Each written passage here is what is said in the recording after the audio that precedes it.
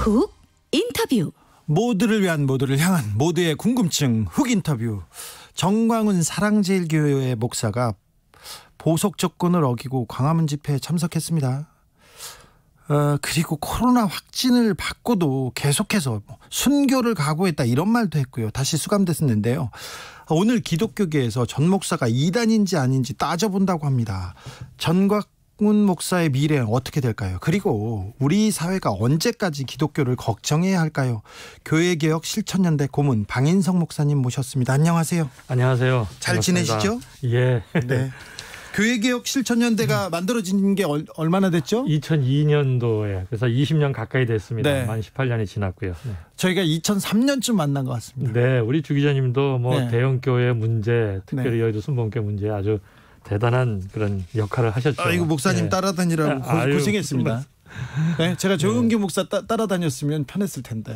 네. 아무튼 목사님, 네. 그때부터 계속 개혁해야 된다고 목소리를 높이고 있는데, 네. 요새 교회가 사회에 네, 정말 창피합니다. 네, 위안을 주는 게 아니라 걱정거리가 되고 있습니다. 네, 뭐 불안, 뭐 그 분열, 지금 특별히 방역 당국이 코로나19 사태로 우리 교회가 모범을 보이지 못해서 정말 저는 뭐 목사로서 어떻게 고개를 들 수가 없습니다. 네. 정말 창피합니다. 예. 저기 예배, 네네. 대면 예배를 못하면 네. 안 됩니까? 예수님이 그걸 원치 않으십니까? 이제 어떻게 하다 우리 한국 보수교회 특별히 이렇게 신학이 또 신앙이 이렇게 천박해졌는지 모르겠어요. 그러니까 예배라고 하는 것은 하나님과 이웃과의 관계에서 예. 우리 기독교인이 교인들이 행해야 될 섬김 또는 드림 또는 봉사, 이게 바로 예배의 본질인데 네. 그냥 교회당 안에서 모여서 예. 어떤 제도적 예배만 예배로 목사들이 가르쳐서 교회를 이렇게 성장시키고 부흥시켰어요. 예. 이제 그러다 보니까 주일은 꼭 예배당에 네, 나와야 되고. 사실 그 엄밀히 따지면은 주일 초대교회 때는 일요일, 그러니까 주일이라고 하죠. 일요일을 예배드리지 않았어요. 그래요? 그때 뭐 토요일이 예배 날이었죠. 안식일. 유대교에서부터 이제 기독교가 됐으니까.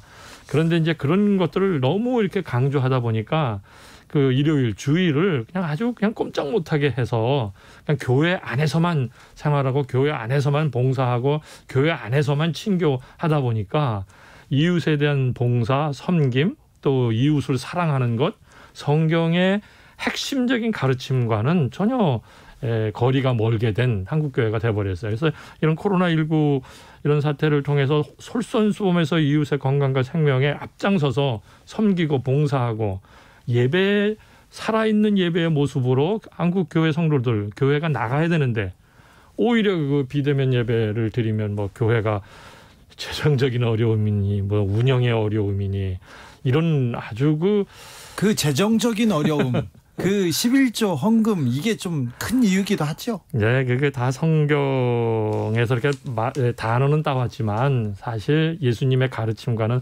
너무나도 빗나간 헌금 걷기, 또 교회 당 안에만 모이기, 교회 짓기, 기복신앙 막 부추기기, 뭐 이래서 정말 다시 한번 제2의 종교개혁이 일어나지 않으면 안 될 것 같습니다. 네, 오늘 개신교 주요 교단들이 모여서 정광훈 목사 이단 문제를 논의한다고 합니다. 네. 그런데 어떻게 보세요?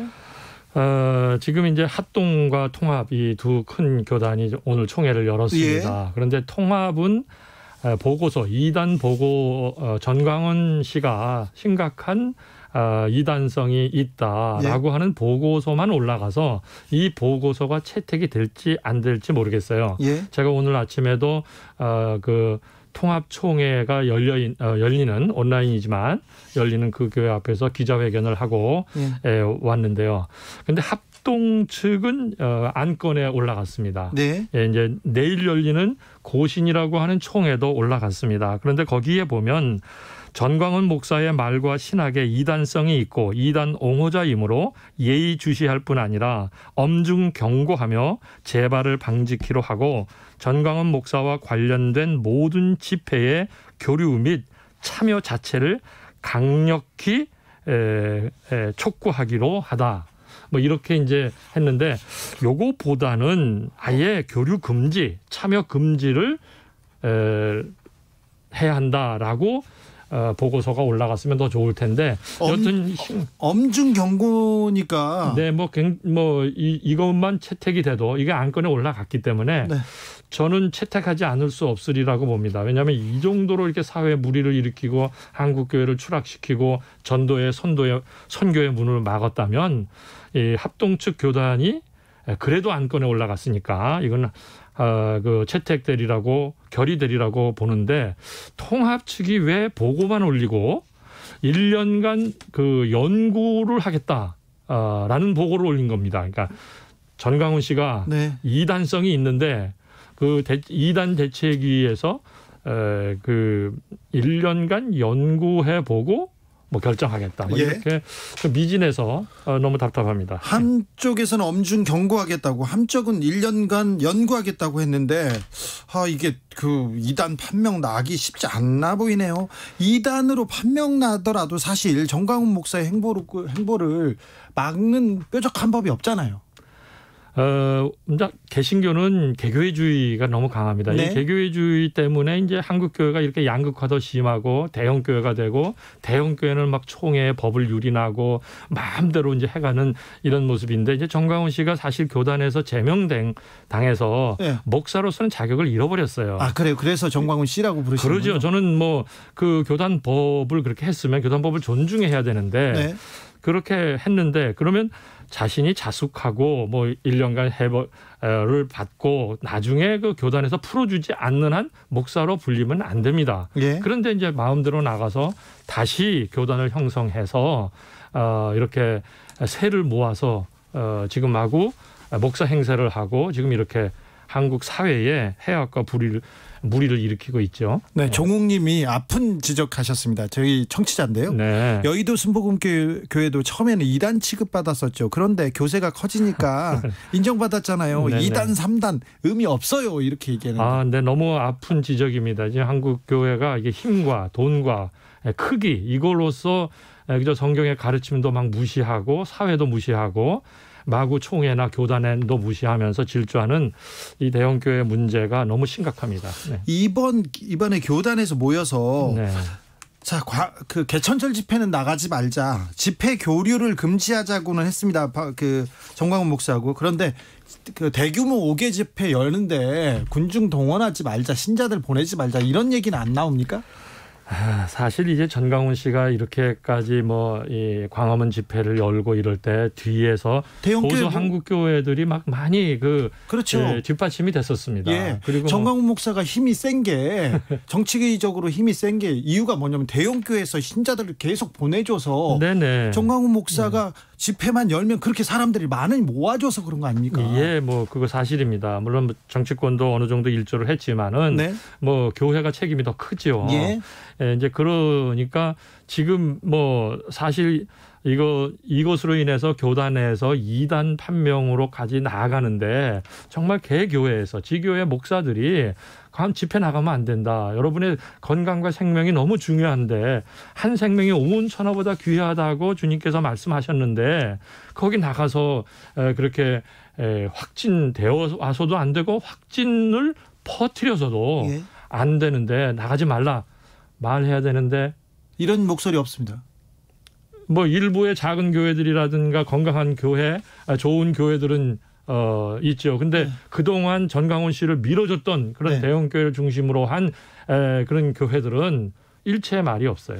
그렇죠. 네네. 예전에는 구국기도회, 조찬기도회 하면서 박정희 전두환 정권을 찬양하던 목사들이요.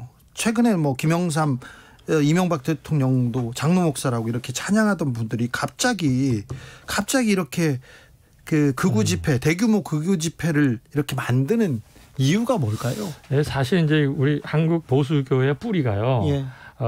이 군사 정권하고도 함께 했고요. 예.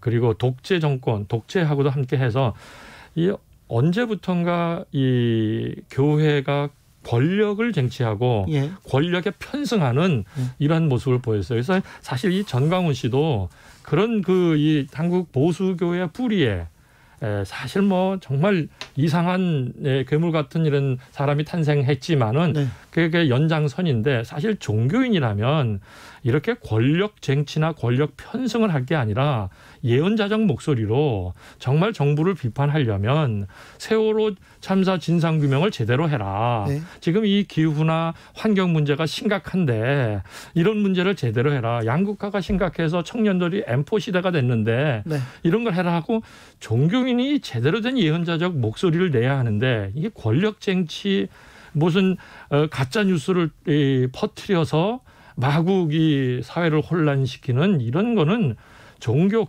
교회가 할 일도 아니고 목사가 더더욱이 네. 해야 할 일이 아니죠. 이거는 전혀 있어서는 안 되는 그런 겁니다. 예. 5602님 청취자의 의견입니다. 네. 주 기자님 부탁인데요. 전 목사님 말씀 함부로 하지 마세요. 감히 주 기자님이 가타부타 평가하실 분이 아니십니다.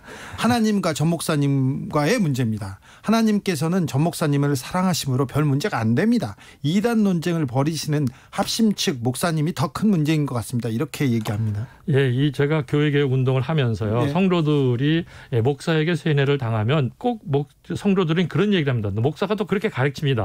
목사는 하나님이 알아서 한다. 그렇죠. 예. 그러니까는 성도들이 하지 마라. 네, 제가 그 여의도 순복음교회 조용기 목사님 이렇게 네네. 비판했을 때 네. 이거는 그 성직자는 신의 영역이니까 예. 감히 속인들이 비판하면 안 된다고 예. 하더라고요. 이거 잘못 가르치고 이건 성경에도 없는 이야기입니다. 아, 그렇습니까? 그럼요.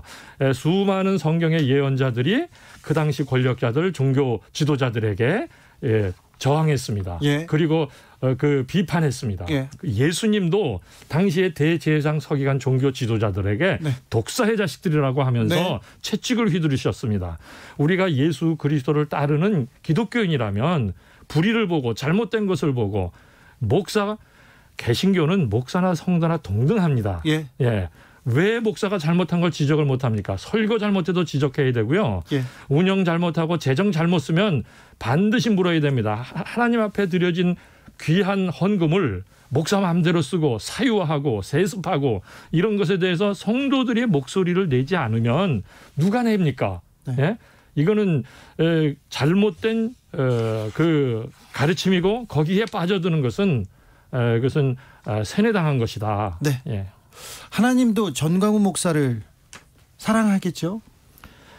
물론 하나님은 네.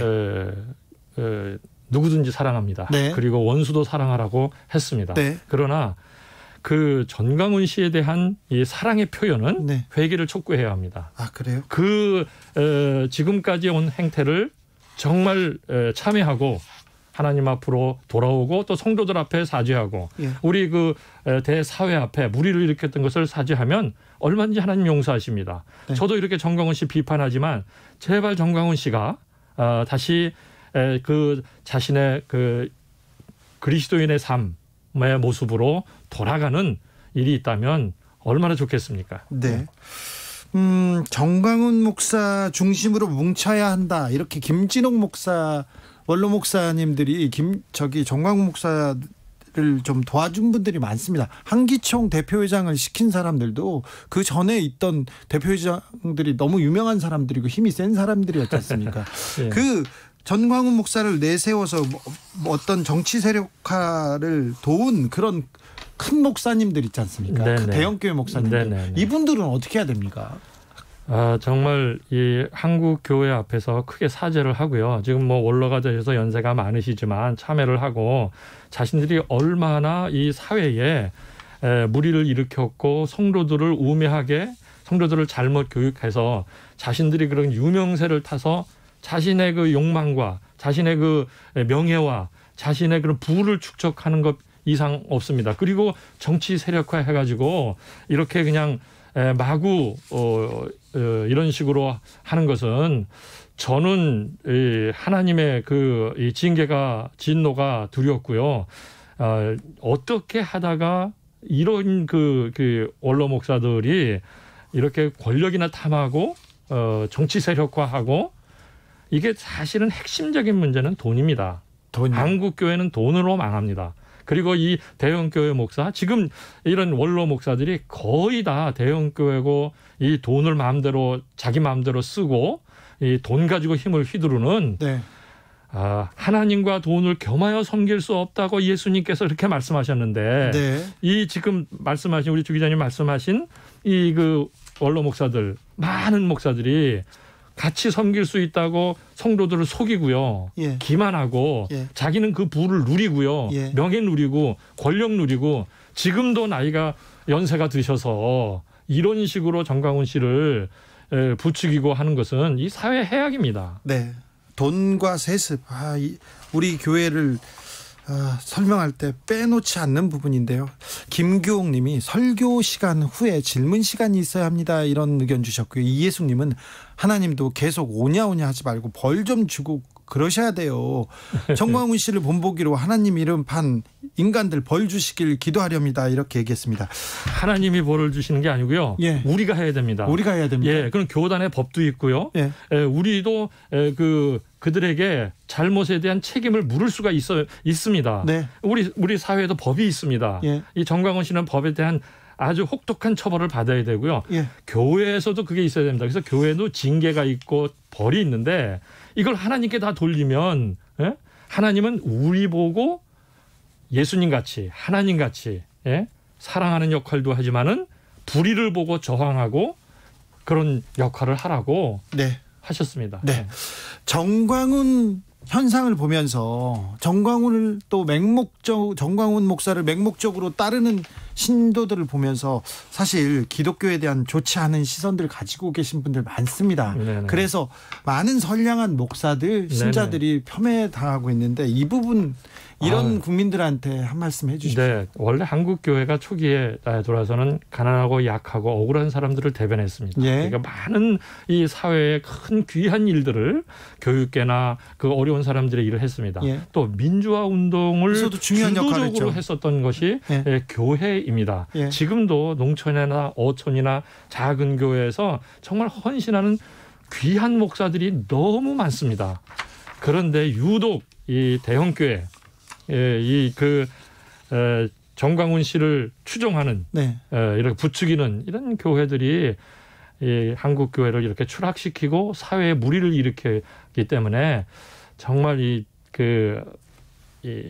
훌륭한 목회자들, 훌륭한 신자들, 정말 좋은 교회들이 네. 싸잡아서 비난받는 것에 대해서는 저도 너무너무 안타깝고 그런 분들이 격려받아야 되겠다 이렇게 생각을 합니다. 네. 개신교단에서 어떤 결론을 낼지 지켜보겠습니다. 큰 기대는 안 하지만 또 나오면 또 전해드리고 다시 또 모셔서 말씀 듣겠습니다. 네, 감사합니다. 오늘 말씀 감사합니다. 방인성 목사님이셨습니다.